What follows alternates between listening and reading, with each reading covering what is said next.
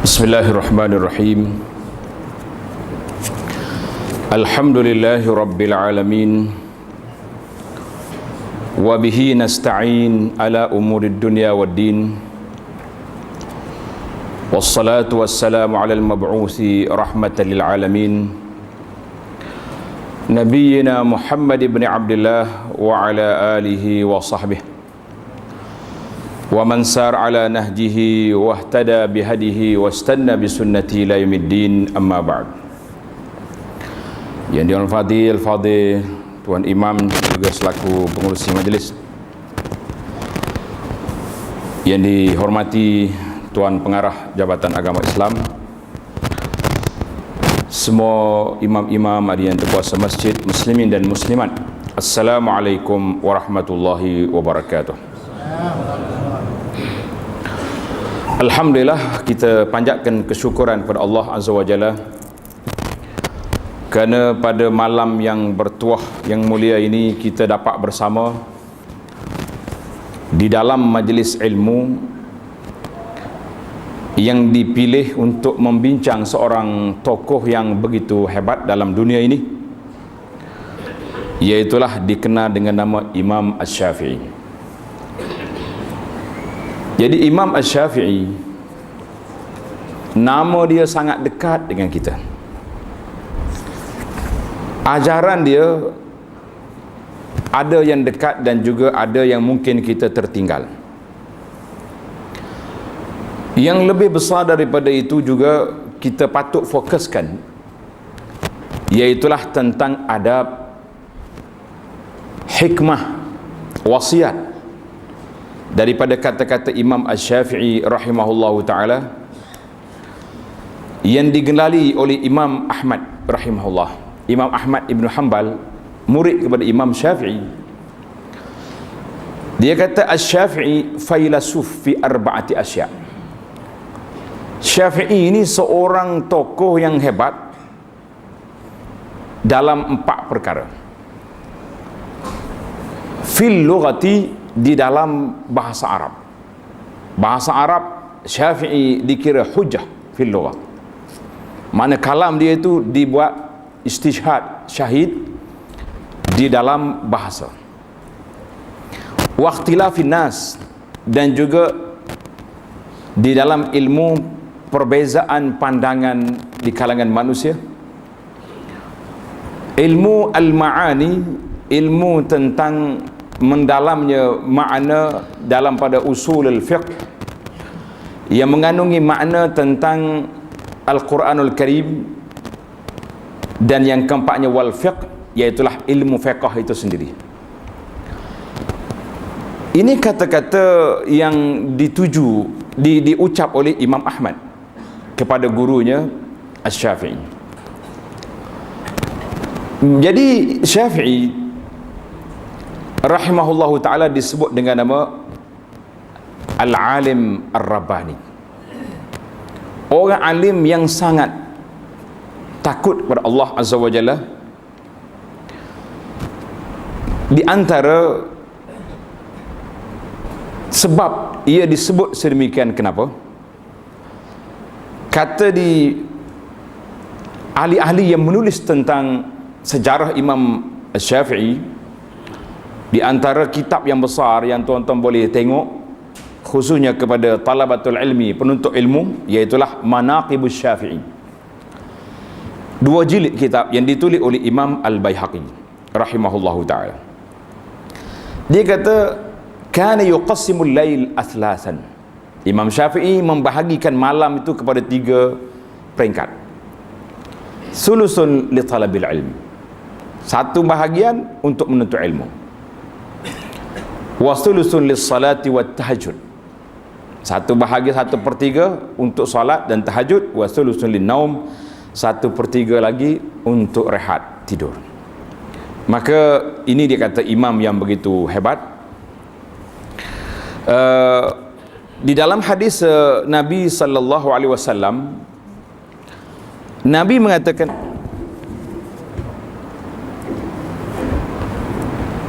Nabi kita bersabda dalam hadis yang masyhur, innallaha yab'atsu li hadhihi al-ummah Allah Ta'ala bangkitkan bagi umat ini ala ra'si kulli mi'ati sanah, dalam setiap 100 tahun, man yujaddidu laha dinaha, ulama tokoh yang akan memperbaharui balik perjalanan penerangan penjelasan tentang agama. Agama itu satu je, tetapi tokoh yang memperbaharui, mungkin cara penyampaian, mungkin cara penjelasan, dan mungkin cara istinbat. Maka kata Imam Ahmad rahimahullah, fakana al-mi'atul ula, 100 tahun yang pertama, iaitulah Sayyidina Umar bin Abdul Aziz. Umar bin Abdul Aziz. Wa fil mi'ati tsaniyah asy-Syafi'i. Pada tahun yang permulaan tahun 200, iaitulah Imam Asy-Syafi'i. Sebab Imam Syafi'i lahir pada tahun 150. Tanda pen bergerak, note handphone boleh dibuka, jangan baca WhatsApp ya, kerana maklumat kita perlu. Ilmu itulah dikata menuntut ilmu, iaitulah sebagaimana kita selalu disebut oleh guru-guru kita waktu belajar di pondok dulu, al-ilmu saydun wal kitabatu qaidun. Ilmu itu macam perburuan, tulis itulah ikatan, tali dia, tali pengikat. Jadi hari ni mungkin orang tak apa nak tulis sebab ada rakaman, dia boleh semak baliklah rakaman, jadi bolehlah ditakwilkan sedemikian. Kata Imam Ahmad tadi, mujaddid kurun yang pertama iaitulah Sayyidina Umar bin Abdul Aziz. Wa huwa kadzalik, memang patut sangatlah. Kurun yang kedua iaitulah Imam Asy-Syafi'i Muhammad bin Idris rahimahullahu taala. Jadi Imam Syafi'i seorang tokoh yang begitu hebat. Allah pilih dia sebagai mujaddid di awal kurun yang mi'atul tsaniyah, kurun yang kedua. Maka dia di antara orang yang menulis sejarah hidup dia sendiri, iaitulah kata dia, wulitu bi Asqalan, aku dilahirkan di Asqalan. Di mana Asqalan? Iaitulah di Palestin, fi qita' Gazzah. Tetapi apabila umur dia 2 tahun, mak dia bawa balik ke Mekah. Mak dia bawa balik di Mekah. Dia dilahirkan pada tahun 150, iaitulah pada tahun kematian Imam Abu Hanifah. Mana matal imam, wulidal imam. Seorang yang mati, seorang lagi hidup. Itulah ketetapan Allah Azza wa Jalla. Cuma para ulama katakan boleh jadi tidaklah pada hari yang sama, cuma mungkin pada tahun itu, tahun 150. Kemudian Imam Asy-Syafi'i rahimahullahu taala meninggal pada tahun 204. Iaitulah mati dia di mana? Di Mesir. Imam Syafi'i rahimahullahu taala ni dikenal dengan nama Nasirus Sunnah, pembela sunnah Nabi sallallahu alaihi wasallam. Kenapa disebut sedemikian? Kerana Imam Syafi'i rahimahullahu taala dialah di antara orang yang menghidupkan satu ilmu, menyusun, dipanggil tadwin al-ulum, iaitulah ilmu usul al-fiqh. Kita belajar fiqh, fiqh tu hak siap dah. Sebelum daripada itu, para ulama kena ambil ilmu usul, iaitulah ambil Al-Quran, arahan-arahan dalam Al-Quran, apa ayat. Bila Tuhan suruh, maka dia jadi wajib. Bilakah yang wajib itu menjadi sunat? Dan bilakah yang wajib itu, yang arahan itu menjadi harus? Itu dia panggil, itu kalau kita nak gambaran awal tentang ilmu usul al-fiqh. Wajib, al-amru yadul alal wujub, kata dia ulama usul kata. Arahan itu menunjukkan kepada wajib. Tetapi bila ada perkara lain yang boleh menukarkan daripada wajib itu kepada sunat, dan juga kadang-kadang dia pergi jadi harus. Contohlah yang paling mudah sekali untuk tuan-tuan nampak sekali, iaitulah larangan daripada berjual beli sewaktu azan Jumaat. Wa iza nudiya lis-salati min yaumil jum'ati fas'au ila zikrillah. Pergi semua kepada solat Jumaat. fa iza qudiyatis salatu fantashiru fil ard. Apabila selesai daripada solat, berangkat semua pergi ke muka bumi, wabtagu min fadlillah, pergi cari rezeki. Arhan itu berbentuk arhan, betul tak? Wa iza qudiyatis salat fantashiru. Bila selesai daripada solat, pergi. Jadi kalaulah dia tu wajib, beratlah kita lepas sembahyang Jumaat kena cari cangkul, kena cari alat-alat, kena cari apa untuk pergi bekerja. Di negeri yang memang kerja pada hari Jumaat, selesailah masalah. Lepas solat terus pergi berjabat. Kita duduk negeri yang tak kerja hari Jumaat, macam mana? Jadi masalah besar. Jadi kata di para ulama, arahan selepas daripada larangan menunjukkan kepada keharusan. Itu dia panggil ilmu usul fiqh. Nabi SAW dari peringkat awal Islam, Nabi kata kuntu nahaitukum an ziyaratil kubur. Aku larang kepada kamu ni ziarah kubur. Nabi tak benar, dia peringkat awal, kerana takut macam-macam lah orang-orang jahiliah dulu buat. Kemudian ala fazuruha, Nabi kata sekarang pergi ziarah lah. Jadi awalnya larang, kemudian disuruh, maka dia tidak menjadi wajib, dia jadi harus, dan boleh dia jadi satu perkara yang sunnah, kerana Nabi SAW pergi ziarah kubur. Alhamdulillah, itu dia panggil. Jadi Imam Syafi'i rahimahullahu ta'ala seorang kanak-kanak yang dilahirkan yatim. Mak dia yang jaga. Jadi para ulama, ini yang kita panggil hikmah. Ramai di kalangan ulama-ulama yang besar, dia dididik oleh ibu, tidak dididik oleh bapa. Dididik oleh mak, tidak dididik oleh bapa. Sebab nasya'a yatiman, hatta Rasulullah SAW juga yatim. Siapa yang didik dia? Ibu dia.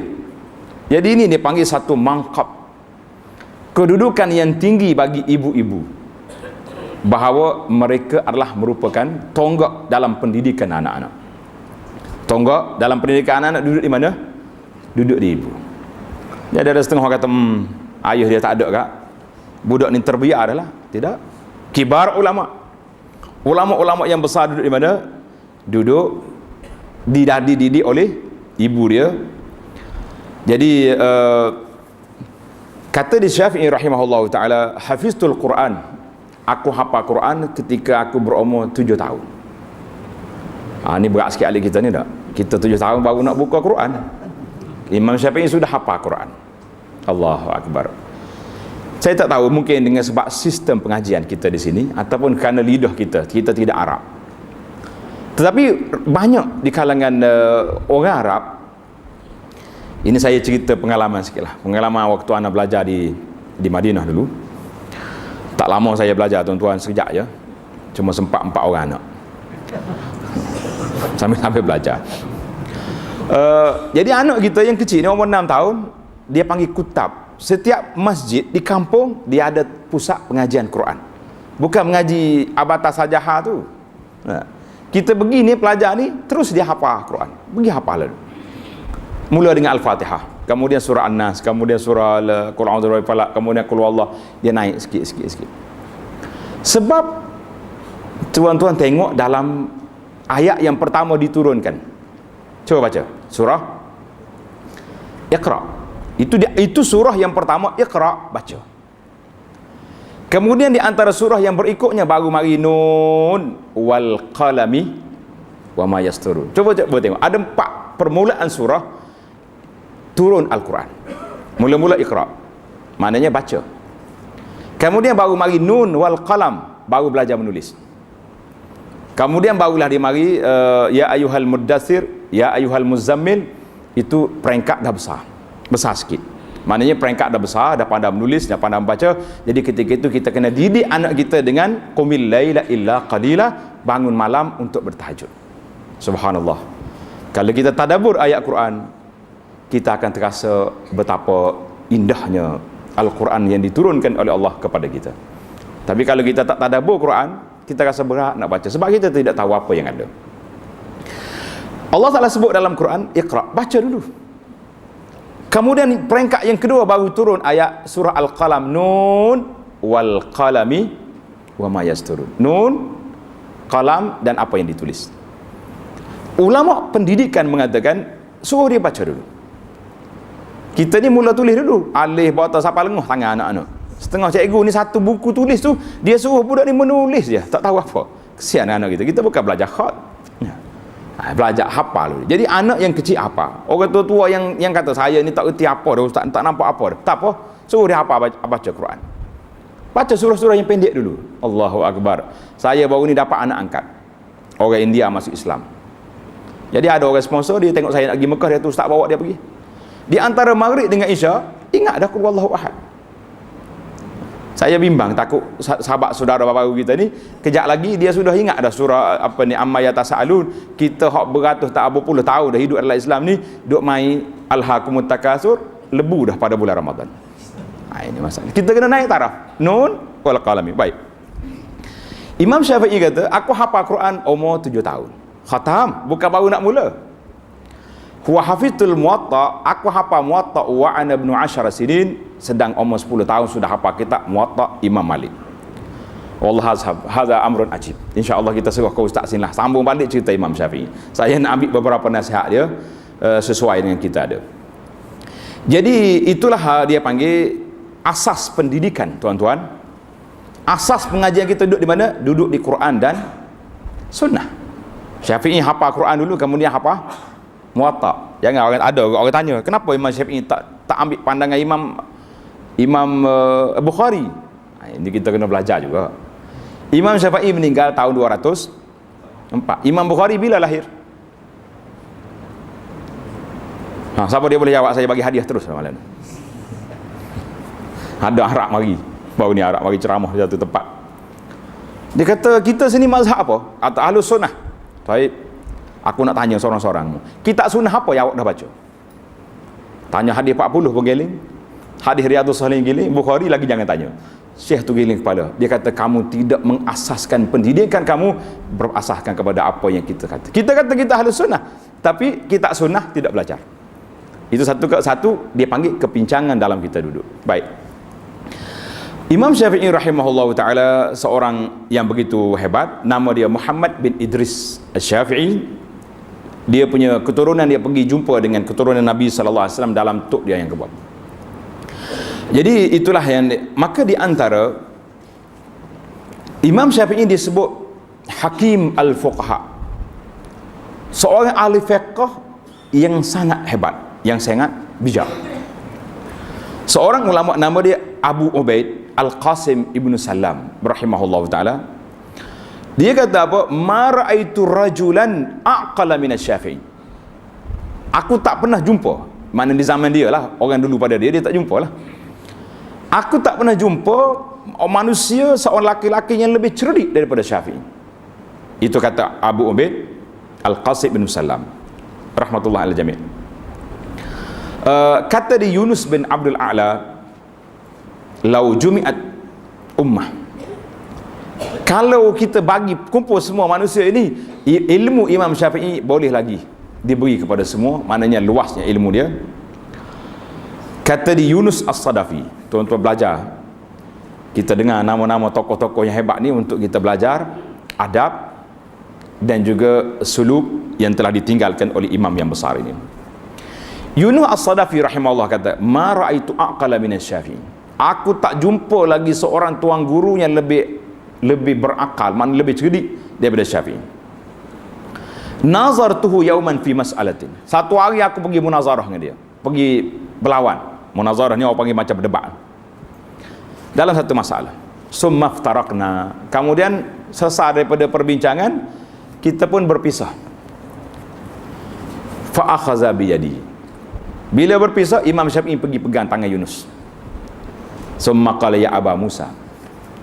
Itu gelaran dia. Ya Aba Musa, ala yastaqim an nakuna ikhwanan? Boleh ke tidak kita terus bersaudara? Biasalah kalau dah berdebat tu mesti ada merah muka, ada terangkat telinga, dah akan berlaku benda tu.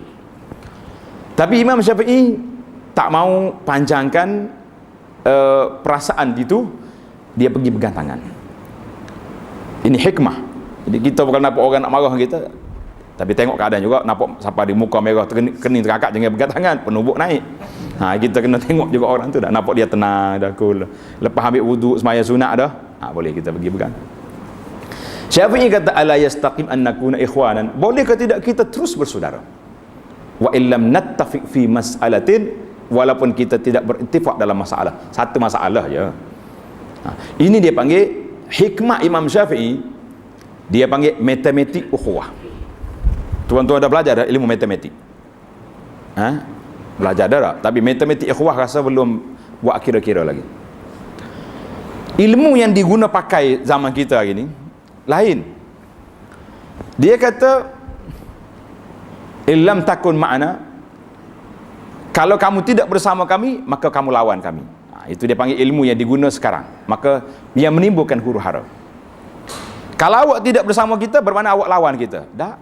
Tak semesti tak bersama itu berlawan, cuma berbeza. Kena sebut di situ. Berlawan ke berbeza, sama ke lain? Sangat jauh jarak. Jadi kita kata saya dengan dia ni berapa jarak kita dua ni berkawan, tapi saya dengan dia ada masalah sikit lah. Kalau orang tanya apa masalah awak dengan dia, kita jangan sebut yang kurang, kita sebut 99% kita sama dengan dia. Cuma 1% je saya dengan dia tak kena. Saya suka mi goreng, dia suka tom yam. Tapi yang jadi masalah kita hari ni, yang kita tidak beramal dengan ilmu Imam Syafi'i ini, iaitulah kita pergi besar ke yang kecil, yang besar jadi kecil. Saya tak boleh pakai dah dia tu, sebab adalah masalah tu. Kadang-kadang masalah tu masalah benda yang furu', benda yang boleh pun kita berikhtilah dengan dia, tapi dah jadi masalah. Kata Imam Az-Zahabi, Imam Zahabi ini juga seorang tokoh, dia kata apa? Dia memberi komentar di atas peristiwa Imam Syafi'i pegang tangan Yunus As-Sadafi. Dia kata haza, inilah sikap, perbuatan ini menunjukkan ala kamali aqli hadzal imam, menunjukkan kesempurnaan akal Imam Asy-Syafi'i wa fiqhu nafsihi, dia mempunyai, dia panggil fiqhu nafsi, fiqh jiwa. Satu lagi ilmu baru kita kena tulis, fiqhu nafsi, maknanya fiqh mendidik jiwa. Kalau kita lost dalam fiqh mendidik jiwa, maka kita akan jadi manusia yang kecewa. Dalam satu tulisan, kalau tuan-tuan tengok dalam blog Abu Anas, mungkin ada sebahagian kita dah selalu baca apa yang saya tulis. Dalam tulisan itu saya terletak satu kata-kata ulama, iaitulah dia panggil al-intisarun nafsi. Orang yang mempunyai jiwa besar, akhlakul kibar. Orang yang berjiwa besar iaitulah orang yang berjuang untuk menegakkan kebenaran, bukan untuk mempertahankan diri. Itu dia panggil jiwa besar. Kita ni kadang-kadang orang kata kita sikit je, tapi dia punya marah tu Allah, saya ingat sampai mati. Ingat sampai mati. Dia ingat lepas mati tu macam cakap kedai kopi je. Lepas mati banyak lagi benda yang kita akan dihisap oleh Allah Azza wa Jalla. Baiklah kita settle atas dunia, jangan duduk panjang-panjangkan. Saya ingat sampai mati. Mati pun tak apa. Tuhan tu tengah marah sangat tu. Saya mati pun tak apa. Senang dia. Lepas tu kalau orang mari cumik, berasa tak nak mati lagi. Waktu tadi waktu cakap tu mati pun tak apa. Jangan. Jadi dipanggil fiqhun nafsi ini, iaitulah di antara orang yang berjiwa besar, akhlakul kibar, mempertahankan yang hak, bukan mempertahankan diri. Lepas tu kalau orang kata dengan kita, biar dia kata. Di antara orang yang disebut mempunyai fiqhun nafsi, iaitulah Imam Al-Hasanu Al-Basri. Tulis nama tokoh ni. Al-Hasan Al-Basri kata apa? Orang mari cerita kepada dia, ya Syekh Al-Hasan, Hasan Basri ni kalau kita belajar tokoh apa?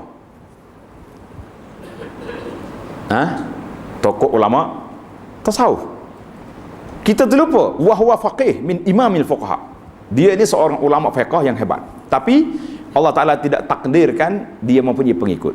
Tak sama macam imam yang 4. Itu daripada zalika fadlullah yu'ti man yasha. Imam Hasan Basri, orang mari cerita, ya Syekh fulan, orang tu bercakap tentang awak. Orang tu kata dengan kita. Cuba tuan-tuan bayangkan, kalau orang beritahu dengan kita, ada kawan kata kepada kita, cerca kita lah, senang kata-kata payah. Agak-agak apa sikap kita? Apa dia sikap kita? Mengamuk tak? Ngamuk lalu. Kalau komen dalam Facebook, unfriend dia panggil. Putus kawan selalu. Kita kena guna, saya pun terpaksa kena guna bahasa alamaya.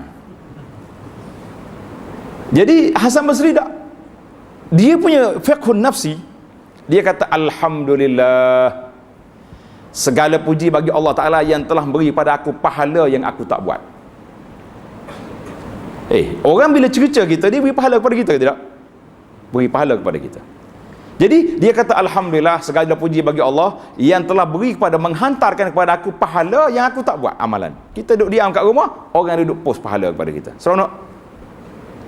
Berat juga, tapi memanglah orang kata kita ni sakit kepala.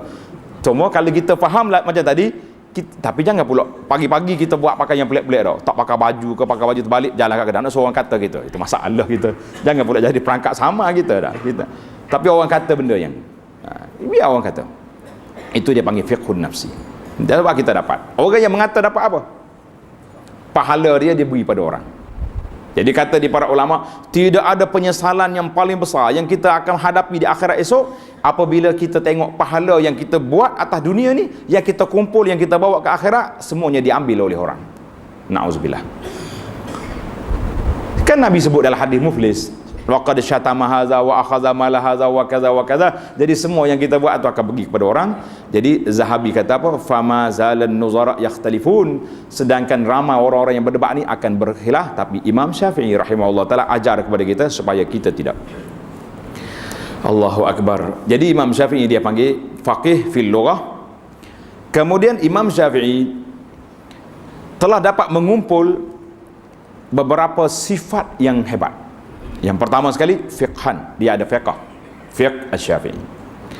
Yang kedua, aqlan, mempunyai akal pemikiran yang sangat tajam. Orang yang mempunyai hebat. Orang mari tanya Imam Syafi'i, dia kata, Syekh, apa hukum sekian-sekian? Syafi'i kata, bagi masa aku 3 hari. Dia tak jawab spontan, kita kan nak jawab selalu dah, bagi masa 3 hari. Orang kata, kenapa 3 hari? Tunggu aku baca Quran sampai khatam. Pasal itulah yang dia katakan, hukum yang pertama nak ambil di mana? Alkitab.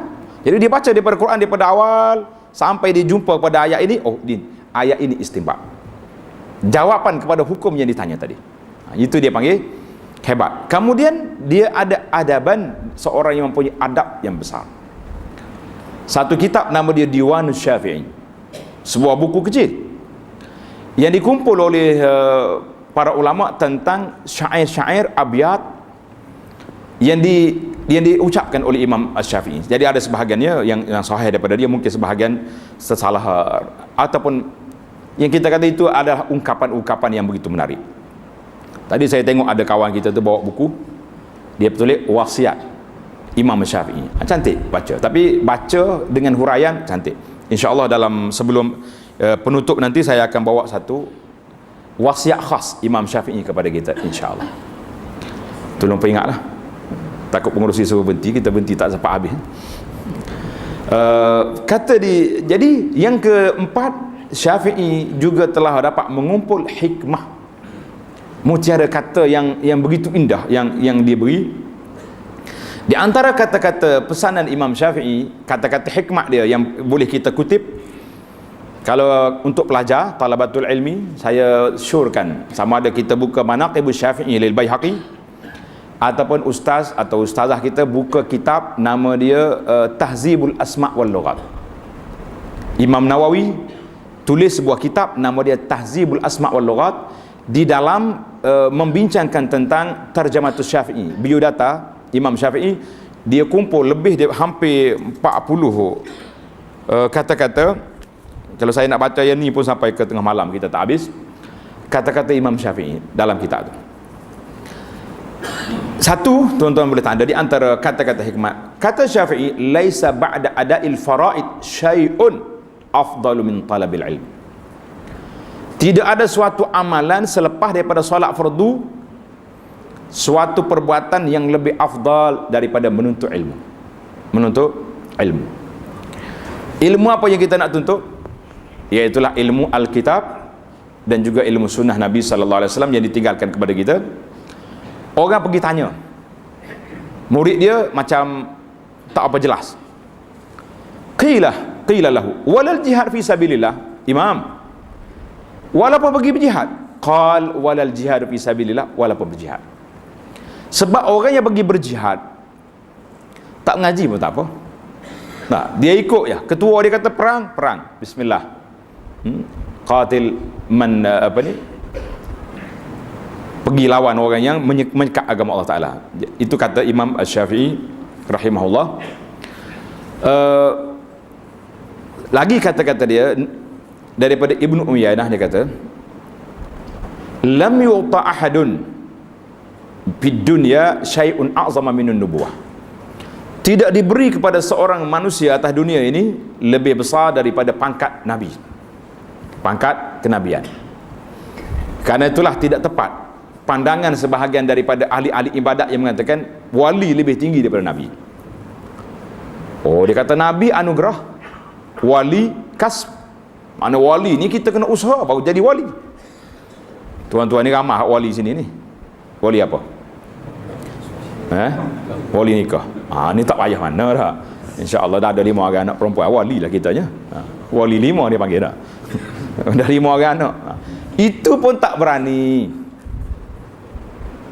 Setakat kita ada anak ni 2-3 orang dah kahwin ni, berapa kali akad nikah sendiri? Berapa orang dah? Saya kadang-kadang bergurau agak, kata dia suruh saya akad nikah. Saya kata, saya kalau jawab nak, akad tak nak. Kita tanya dia sambil bergurau, kata mana payah akad nikah anak dengan buat anak. Mana? Dia kata, Ustaz jangan beka sangat lah. Baru kali pertama mari masjid marah dah, tak marah lagi tu. Cerita baru. Apa salah yang pegang tangan menantu tu? Aku nikah lama ni anak perempuan aku, sebut nama sekian-sekian. Mas kahwinnya berapa? Habislah cerita. Dia pun jawab, saya terimalah ayah anda. Sudah lah. Pendaftar tulis je. Apa yang kita nak paksa dia yang diwakil-walikan kepada saya, sedampak ada sebelah. Ke sini tak main wakil-wakil. Main juga. Saya pun tak tahu adab sini, minta maaf. Saya cakap tentang negeri saya lah. Jadi baiklah. Biar betul-betul jadi wali. Lepas ni berlatih betul-betul. Kalau dia nak nikah sehari 2 ni, biar bapak mertua tu lebih ketat daripada menantu tu lagi. Tu dia yang kita kenal sekali dah. Baru ni ada seorang nak akad nikah, saya kata mai. Tak apa. Pakcik akad sendiri, nampak menggigil dia senyap. Lepas tu waktu nak akad nikah, dia duduk sebelah saya, menantu sebelah. Saya kata salam 2 orang ni, salam. Orang Arab senang ya, simple je. Dia suruh salam, yang makzun, dia panggil makzun, pendaftar tu ajar pada pakcik. Kata, aku nikahkan kau. Jadi wali pun kata, ikut semua. Dia kata jawab. Dia cakap menantu pun jawab. Khalas. Tanya saksi, dia kata saksi. Jadi, apa yang takut? Baik. Itu bab lain tu, kita bagi kepada Imam Syafi'i. Allah. Jadi kata-kata yang mengatakan wali lebih tinggi daripada nabi, kita kata tidak. Syafi'i menukilkan daripada ini, dia kata apa? Tidak ada jawatan yang lebih besar daripada nabi. Walam yu'ta ba'da nubuwati afdalu min al-ilmi wal fiqhi, dan tidak diberi selepas daripada nabi tadi ilmu kelebihan lebih afdal daripada ilmu dan fiqh. Allah. Tuan-tuan, berusahalah kita jadi orang berilmu. Kalau tak dapat lagi pun, kita biar menjadi orang yang mencintai ilmu. Ada majlis ilmu kita belajar, ada apa kita belajar. Cuma syarat nak belajar sebagaimana disebut oleh para ulama, iaitulah bila kita nak pergi belajar, jangan kunci kepala. Itu dia panggil syarat besar. Apa yang jangan kunci? Bila kita pergi, kita tutup dah kepala kita ni. Orang ni memang tak boleh pakai, tak akan masuk ilmu. Cakaplah apa saja pun, dia tak masuk. Kita buka dulu, kata di para ulama ahli-ahli tarbiyah Islamiyah, dia kata apa? Wa iza qara'ta faqammish wa iza katabta au haddasta fafattish. Bila kita baca, kita dengar ya, orang kata apa? Dengar betul, buka. Tetapi bila kita nak bercakap, kita nak menerima, fattish, ketika itulah kita kena cek yang mana betul, bertepatan dengan apa yang diajar oleh Nabi sallallahu alaihi wasallam, kita ambil. Apa yang tidak tepat, kita ketepikan. Itu dia panggil. Qala Ar-Rabi' bin Sulaiman Al-Muradi. Ar-Rabi' bin Sulaiman guru murid Imam Syafi'i yang rapat, dia kata apa? Qala Syafi'i, al-mira'u fil ilmi yuqassil qalb. Suka berdebat dalam bab ilmu ini boleh mengeraskan hati. Wa yuwarrisud dhaghain, dan boleh menimbulkan sakit hati dalam bab berdebat. Pasal itulah bila kita nak pergi, tak usah hidup berdebat. Ada setengah orang ni masya-Allah, dia pandai. Lepas orang ceramah tu, dia akan tanya soalan, dia panggil soalan malaikat. Tahu soalan malaikat macam mana? Malaikat bagi tanya Nabi kan, apa itu Islam, apa itu iman, apa itu ihsan. Bila Nabi jawab, dia kata sadaq, betul. Itu dia panggil soalan malaikat. Dia tahu dah, cuma dia kadang-kadang dia nak tahu. Sampai ada setengah penceramah tak berani nak pergi masjid dia, sebab tanya saja, dia kata. Itu yang masalah. Malah ni jangan tanya, nanti tak mari dah saya sini. Baiklah. Syafi'i tak ajar kita. Syafi'i kata banyak mirak, banyak berjidal, berdebat itu boleh mengeraskan hati dan boleh menimbulkan dhaghain, sakit hati. Jadi itulah di antara kata-kata Imam Syafi'i yang dinukilkan oleh para ulama. Kemudian kita pergi kepada adabul munazarah, adab berdebat.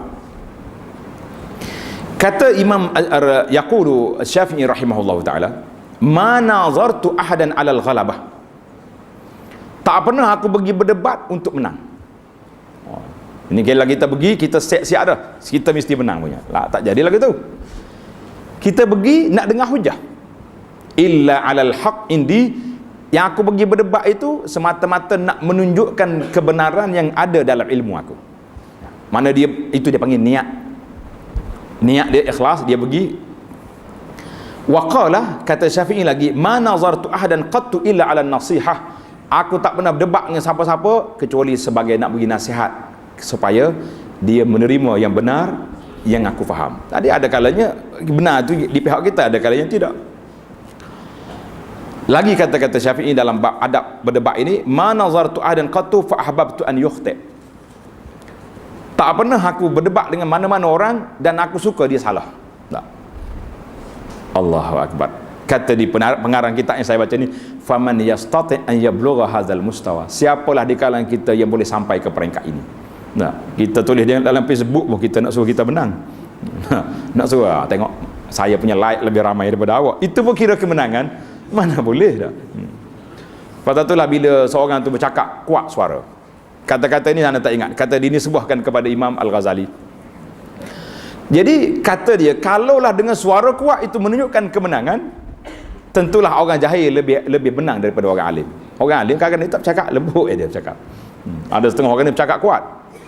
Dia kata al-arabatul farighah. Ni ahli fikir kata, gerabak kereta api yang kosong lebih kuat bunyi daripada yang penuh. Betul tak? Ada hak kosong ni kita nak tidur berletih. Tapi yang penuh tu senyap ya. Pasal bunyi tak kuat. Itu kita kadang-kadang jangan kuat sangat bercakap. Orang nampak itu kosong punya barang itu. Baik, itu kata Imam Syafi'i rahimahullahu taala. Imam Syafi'i seorang ulama yang tidak menjazamkan benar di pihak dia. Dia kata qauli sawab yahtamilul khata'. Kata-kata aku ni benar pada pandangan aku, tetapi boleh jadi salah mengikut penilaian ulama lain. Wa qaula ghairi khata' yahtamilus shawab. Kata-kata orang lain mungkin salah, tapi mungkin ada benarnya. Jadi kalau kita bersikap kita saja yang benar, itu dia panggil sikap at-ta'alum, sikap kita rasa kita hebat. Sebagaimana Allah Ta'ala rakamkan sifat ini daripada Fir'aun. Fir'aun kata mali ma'arab wa ma'ahdikum illa sabilar rasyad. Apa yang aku tunjuk pada kamu itu yang benar, dan aku tidak tunjuk pada kamu kecuali jalan yang benar. Jadi kata di para ulama, kalau kita bersikap ini bermakna kita salah memilih jalan sebagai ahli ilmu. Allahu Akbar. Ini kata-kata Imam Syafi'i ini diuncap oleh ramai orang. Boleh katakan ustaz-ustaz kita, pendakwah kita semuanya kata. Tetapi dari sudut amalannya sangat bimbang kepada kita, sangat bimbang. Ada lagi ucapan Imam Syafi'i yang kita boleh belajar. Iaitulah Imam Syafi'i ajar kepada kita supaya menghormati para ulama, tetapi dia tidak ajar supaya kita ta'assub sampai peringkat tak nampak yang lain. Maka tadi dia kata tadi, yaqulu Harmalah, Harmalah ni murid Syafi'i. Inna Syafi'i kana yaqul, Imam Syafi'i pernah berkata kepada mereka, kullu ma qultu lakum, semua ucapan yang aku kata ini, falam tashhad alayya qulukum, tapi otak kamu tak sampai dan kamu tak boleh terima, wa tarahu haq, kamu nampak macam betul, fala taqbalu, jangan terima bulat-bulat. Ini kata-kata Imam Syafi'i. Fa innal uqula, kerana akal itu dia boleh terima bila dia nampak benar. Tapi Imam Syafi'i kata di Harmalah di sini apa dia? Dia nak latih murid-murid dia supaya menggunakan pemikiran. Baru ni ada satu ucapan, satu golongan di Malaysia, nama dia golongan liberal. Liberal ni banyak guna otak. Bagi dia otak je dia kira. Dia pakai Quran tapi tafsir dengan otak dia. Maka timbullah ramai di kalangan para ulama mengatakan bahayanya golongan yang terlalu menggunakan akal. Jadi saya tambah juga, kadang-kadang kita ni tak guna langsung akal pun berbahaya juga. Sebab itulah bila bulan Ramadan baru ni orang bawa mari ke Malaysia, dia panggil replika tapak kaki Nabi. Sampai ke sini. Ramai dalam gambar tu pakai cium apa tu, plastik. Subhanallah. Ini masalah kita. Kadang-kadang kita tak guna langsung akal, masalah.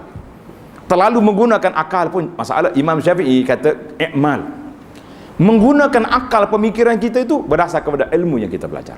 Allahu akbar. Menarik tuan-tuan.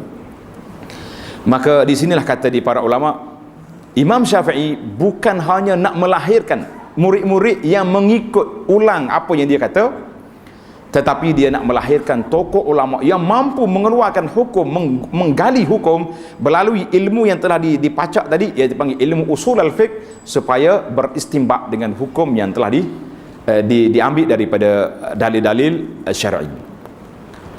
Tetapi malangnya zaman kita hari ini, apabila kita berikhtilaf, berbeza pandangan, maka yang kita buatnya iaitulah tanaqas ataupun hajaru. Sama ada kita condemn orang itu, kita jatuhkan dia, ataupun kita tinggal terus. Saya tak nak jumpa dengan ini, jumpa pun tidak. Bahkan azan belum lagi. Bahkan Imam Syafi'i rahimahullah ta'ala sampai khabar kepada dia, ada orang berdoa dengan Allahumma amit Syafi'i hatta la yazhab ilmu Malik. Jadi ini pengikut Imam Malik berdoa, ya Allah matikan Syafi'i cepat-cepat, kami bimbang ilmu Imam Malik hilang.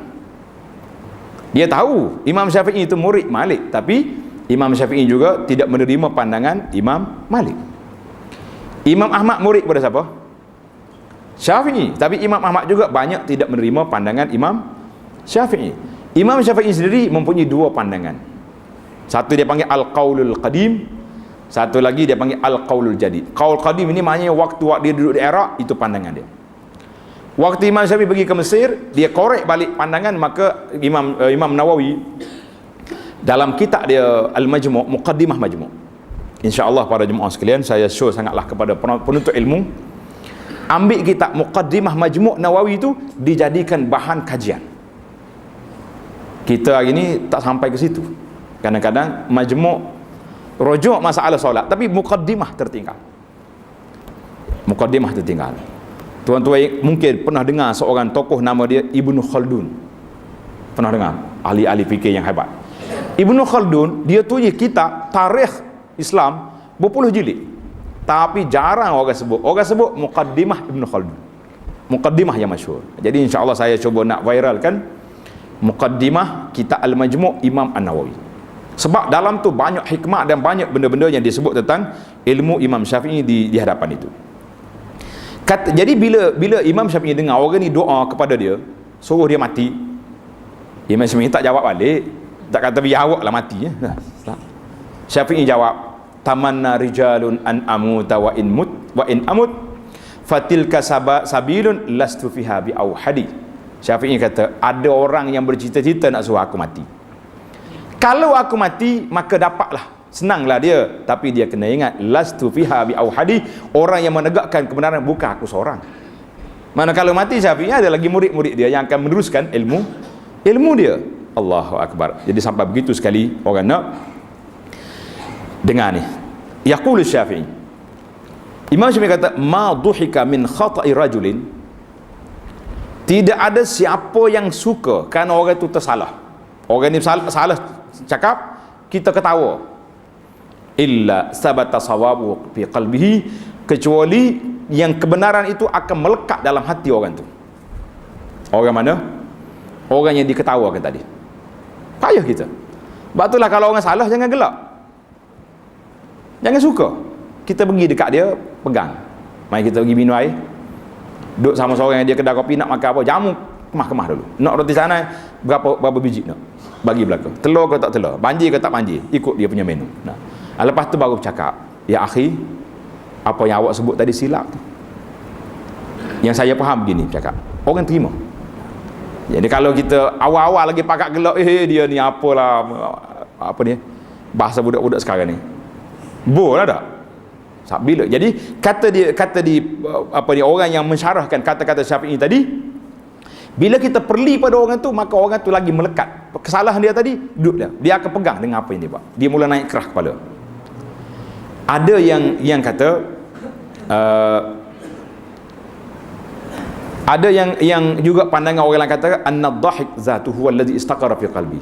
Orang yang ketawa pada orang tadi, dia yang melekat dalam hati dia perkataan tersebut. Jangan main. Allah SWT nak paling kita senang je, nak paling kita senang. Di antara adab Imam Syafi'i lagi, seorang ulama mari daripada Iraq, dia pergi tanya Muzani, tilmid Asy-Syafi'i. Dia kata, ya Muzani, apa pandangan awak tentang Abu Hanifah? Abu Hanifah ni, apa pandangan awak? Dia jawab apa? Dia tak kata Abu Hanifah ni banyak guna otak lah. Dia kata sayyiduhum, ketua orang-orang Iraq. Abu Hanifah duduk di Iraq, di Baghdad. Qala Abu Yusuf ni kawan, murid pada Abu Hanifah. Qala atba'hum lil hadis, seorang ulama yang sangat mengikut hadis. Qala fa Muhammad bin al-Hasan, Muhammad bin Hasan apa pula? Sama juga, murid dan kawan Abu Hanifah. Qala aktsaruhum tafri'an, orang yang paling ahli fiqh, yang paling banyak mengeluarkan hukum-hukum cabang. Sebab dia kemudian qala fa Zufar, anak murid Abu Hanifah juga, qala ahadduhum qiyasan, orang yang paling tajam dari sudut qiyasnya, mana qiyas dia tu mengena, ilah dia tu kuat. Jadi kata di ulama, kalaulah itu Imam Syafi'i boleh mengeluarkan murid-murid yang berakhlak, maka kita pengikut mazhab Syafi'i lebih-lebih lagi kena belajar ilmu Imam Syafi'i supaya kita juga mempunyai adab dan akhlak yang baik. Allahu Akbar. Jadi azan, kita berhenti rehat seketika.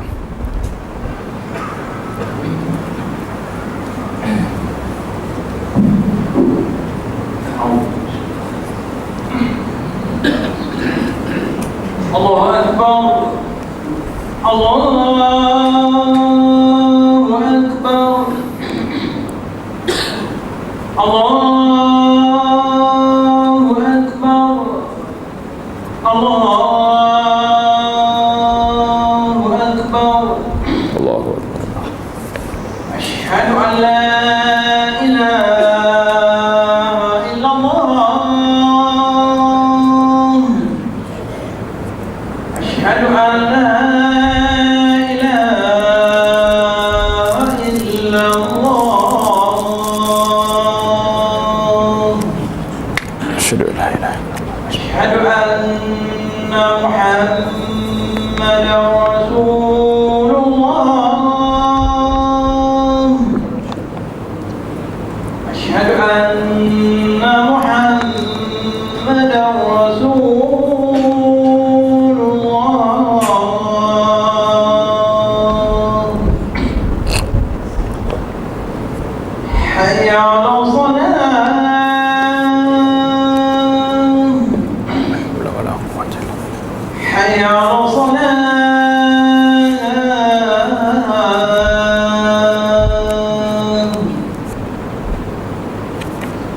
حي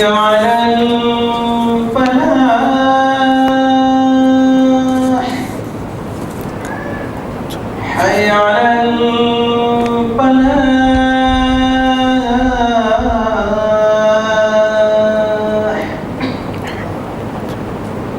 Allahu Akbar. Allahu Akbar. Allahu Akbar, Allahu Akbar. La ilaha illallah. La ilaha illallah. Allahumma salli ala Muhammad. Allahumma rabb hadhihi ad-da'wati at-tammah. Ati Muhammad al-wasilah.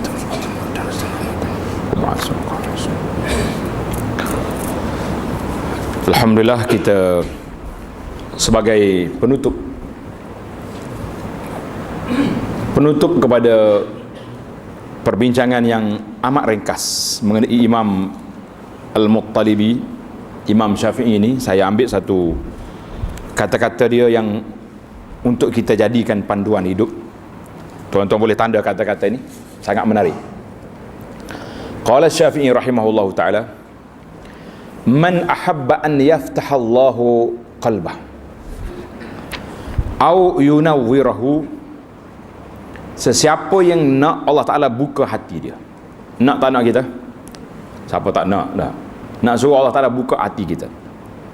Au yunawwirahu, ataupun Allah cerahkan dada kita. Fa'alihi, naklah dia buat tiga perkara. Tiga perkara, ini wasiat yang besar.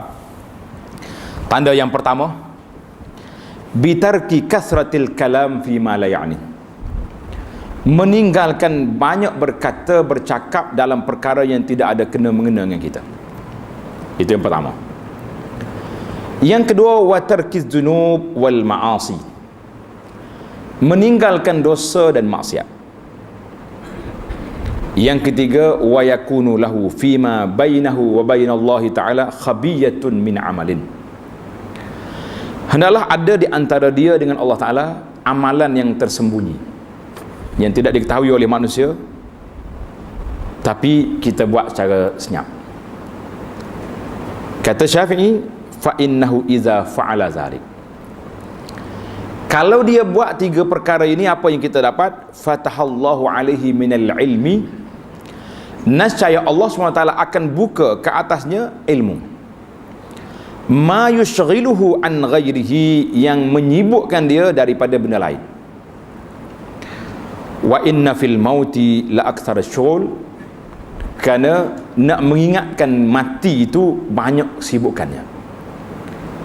Ini para jemaah, kita ambil huraian sedikit satu-satu daripada tiga kata-kata ini. Yang pertama, untuk nak mencerahkan dada kita dan untuk nak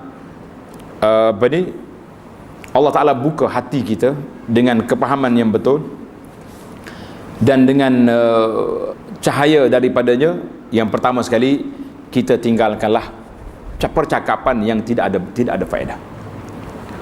Apa dia percakapan yang tak ada faedah itu? Dia panggil fudulul kalam, benda yang tak faedah, iaitulah bercakap dengan satu cakapan, kalau kita tak cakap pun tidak berdosa. Nah, itu dia panggil duduk diam lebih baik.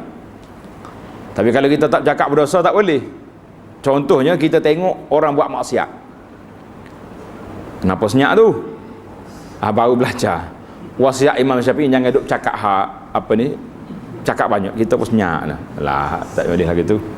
Itu dia panggil as-sakitu anil haq. Ini bukan hadis, ini kata-kata ulama. As-sakitu anil haqqi syaitan akhras, orang yang tengok kebenaran tak bercakap, itu syaitan bisu nama dia.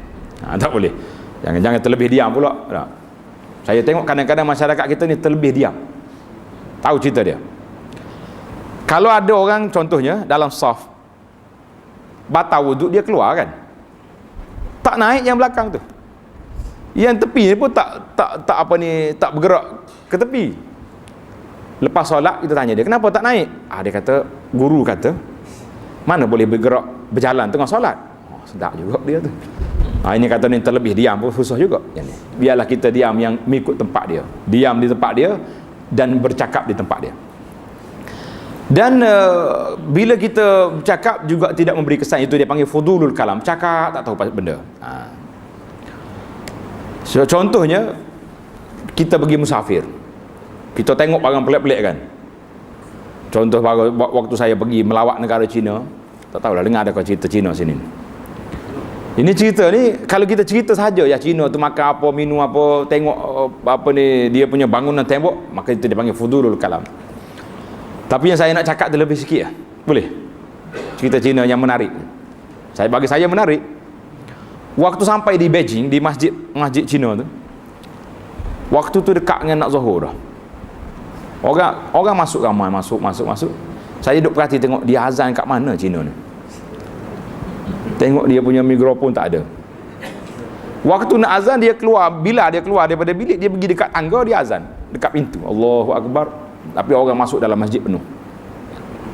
Saya pun duduk memikir, ya Allah Tuhan Maha Kaya, Cina ni tahu masyarakat Melayu ni. Sebab itulah dia hantar mari mikrofon besar kat kita ni. Sampai 2 kilometer dengar, tak mari juga masjid. Yang Cina tu azan tepi tangga penuh dalam masjid. Dia kata Cina tahu kita pekak ni, hantar mikrofon besar mari. Saya duk fikir dengan kawan-kawan masa tu lah. Tapi Cina, cerita ulangannya, jangan pula Masjid Muttaqi marah pula ni. Siara ulangan dia panggil cerita. Jadi kadang-kadang kita cerita, mana itu dia panggil cerita yang kalau cerita saja tak ada faedah, tapi kalau cerita dengan ibrah ada faedah. Maka tetapi kalau bercakap yang dosa lah, itu bukan cakap tak cerah hati, mati hati terus. Itu masalah kita ini. Maka para jemaah, Nabi sebut dalam hadis lain, min husni islamil mar'i tarkuhu ma la ya'ni. Di antara tanda seorang Islam itu baik, maka dia meninggalkan perkara yang tidak ada kena-mengena dengan kita. Ni kita kadang-kadang kita nak jadi pengulah segala benda atas dunia ni. Tak? Segala isu yang berlaku di Amerika, di England, di mana-mana pun kira nak ulah je kita. Dia kata saya tak mengulah ustaz, saya forward je. Sama lah tu. Anda duk fikir dalam satu hadis. Orang tanya siapa dia orang Islam yang baik. Nabi kata al-muslimu man salimal muslimuna min lisanihi wa yadihi. Orang Islam yang baik itu iaitulah orang Islam lain selamat daripada lidah dia dengan tangan dia. Jadi lidah kita tak bercakap dengan orang, tangan kita pun tak menulis hal orang. Hadis ni tepat di zaman internet ni. Sekarang ni orang tak bercakap dengan mulut dah. Cakap dengan mulut. Suami dengan isteri pun tak cakap dengan mulut. Dia anggap buka WhatsApp atas gambar love je. Jumpa tak bercakap pun. Mak dengan anak tak bercakap. Anak dia duduk kat belakang, main telefon mak dah, atas ke mak. Mak kita berhenti makan kat depan. Mak dia pun jawab juga, okey. Komunikasi kita bisu hari ni, oh, subhanallah. Ini dia panggil benar aja. Tapi yang saya nak sebut di sini, istimbak daripada cerita ni, iaitulah yang disebut tadi, tarkul kalam, meninggalkan percakapan yang tak ada faedah, termasuklah menulis, memforward benda yang tak ada faedah. Tak sedut tulis. Pandai sangat dia, boleh telefon tu kat atas belakang kau orang dah. Lepas tu panjang sekali dia cerita, puas tenyih kita nak habis dia punya scroll tu. Terus kat bawah, betul cerita ni? Kau tanya siapa? Biarlah kita yang ada masa sikit-sikit ni tak usah duduk hantarlah benda-benda yang tidak dipasti betul tak betul. Tak, lebih-lebih cerita gambar-gambar yang diedit, Allahu Akbar. Pre-screen dia panggil dah. Ambil gambar edit, buat macam-macam kita buat. Jadi kita boleh kita beri pahala kepada orang yang tak ada faedah. Yang kedua, kata Imam Syafi'i apa tadi? Tarkuz dzunub wajtinabil ma'asi. Meninggalkan dosa. Mana dosa yang lepas kita taubat. Alhamdulillah para jemaah sekalian, hari ini sudah mekanisme untuk bertaubat ada di hadapan kita banyak kan. Kita taubat kepada Allah Azza wa Jalla. Taubat zaman kita ni tak payah. Payah ke tak payah? Tak payah. 3 syarat kan taubat ni. Menyesali. Berazam tak mau buat balik apa yang telah kita buat. Kita minta ampun dengan Allah Azza wa Jalla, selesai. Kecuali hak orang azza tu kena hantar balik. Kena pergi hantar balik barang orang tu. Jangan pakai taubat lepas tu sesalah. Kalau lagu tu sedap lagi curi banyak-banyak lepas tu taubat. Dekat nak raya atas surat kad raya yang paling mahal sekali, maaf zahir dan batin. Dia ni pun heran, kad raya ni ada batin macam berapa ribu barang aku diambil ni. Kita boleh kesan juga pelik-pelik gitu dah. Wajtinabil ma'asi maknanya menjauhkan diri daripada maksiat yang akan datang. Maksiat datang tak ada dalam kepala kita nak buat, insya-Allah taala. Tapi kalau terjebak, taubat. Sebab Allah Taala buka sentiasa pintu taubat. Dibuka waktu pagi untuk orang berdosa waktu malam, dibukanya pada waktu malam untuk orang berdosa pada waktu siang. Lallahu asyaddu farhan. Allah Ta'ala sangat suka dengan hamba dia yang bertaubat lebih daripada orang yang hilang kenderaan di tengah padang pasir, dia jumpa balik. Subhanallah. Kadang-kadang saya bila baca ayat Quran, ya ibadiyalladzina asrafu ala anfusihim, wahai hamba aku yang berdosa, yang banyak buat salah, la taqnatu min rahmatillah, jangan putus harap daripada rahmat Allah Ta'ala. Tuan-tuan ambil baca ayat Quran ni, tadabbur betul-betul, tak ada mata yang tak menangis. Kita derhaka dengan Tuhan, Tuhan panggil ya ibadi, wahai hamba aku. Di mana lagi nak cari rahmat lebih daripada ini? Subhanallah. Kita kalau orang salah dengan kita, basah, apa tak sumpah. Allah Ta'ala buatlah dosa banyak mana pun, ya ibadiyalladzina asrafu, wahai hamba yang banyak dosa. Tuhan panggil kita ibadi. Jadi kalau kita baca ayat Quran ini, takkanlah hati kita tak boleh nak tersentuh dengan sentuhan kasih sayang Allah Azza wa Jalla. Ada satu ceramah, kalau tuan-tuan tengok dalam YouTube, tanya dia 10 sebab untuk mendapat kasih Allah kepada kita. Alhamdulillah, ceramah saya ini telah dibukukan. Satu buku nama dia Musafir Menuju Allah. Tuan-tuan ambil buku tu, ambil YouTube, tengok malam-malam bagaimana kita nak meraih cinta Allah Azza wa Jalla. Allah Ta'ala sayang kepada hamba, tapi kita kena mula dulu, kita kena sayang kepada Allah. Allah kata fazkuruni azkurukum, mu ingat kepada aku ingat kamu. Tapi kalau kita duduk diam, nak suruh Tuhan dia ingat kita, lah. Mula dulu, ya ibadi, Tuhan panggil kita ya ibadi. Subhanallah, betapa rahmat, luahnya rahmat Allah SWT. Tidak ada orang yang berdosa, 99 orang bunuh orang masih lagi diterima taubat. Tak kalangan kita yang dosa yang kita boleh insya-Allah tidaklah seberat dosa yang dibuat oleh 99 orang. Baik, untuk tidak melengahkan masa, yang terakhir sekali, wa yakunu bainahu fima bainahu wa bainallahi khabiyatun, biarlah ada di antara kita dengan Allah ibadat yang tersembunyi. Sekarang ni kita tak ada ibadat tersembunyi. Inilah yang dikatakan ibadat yang paling afdal kali, solat yang paling afdal, salatul rajulu fil jawfil lail, solat di tengah malam. Sebab apa nak solat tengah malam? Sebab waktu tu tak ada orang. Ni tak tahannya kita ni solat malam diperdanakan, itu masalah. Masjid tulis banner besar-besar, tahajud perdana pukul 3:30 pagi. Mari kita. Imam masjid tak pandai menangis dia ni, import ribu bayar imam untuk bawa menangis malam tu. Kita tak perlu pada semua itu, tuan-tuan. Saya tak kata salah lah, kita tak nak condemn majlis orang, tapi yang kita nak, kita dengan Allah Azza wa Jalla. Dalam 7 golongan yang duduk di bawah bayangan aras, siapa dia? Nabi kata warajulun zakarallaha khalian fafadat aina, seorang yang duduk diam-diam tiba-tiba menangis dia kerana takut pada Allah Azza wa Jalla. Inilah kata Imam Syafi'i, kalau kita boleh menangis duduk diam-diam, beribadat secara sembunyi. Ramai di kalangan ulama rahimahumullah ta'ala, dia ibadat dia secara sembunyi, tak mau orang tengok.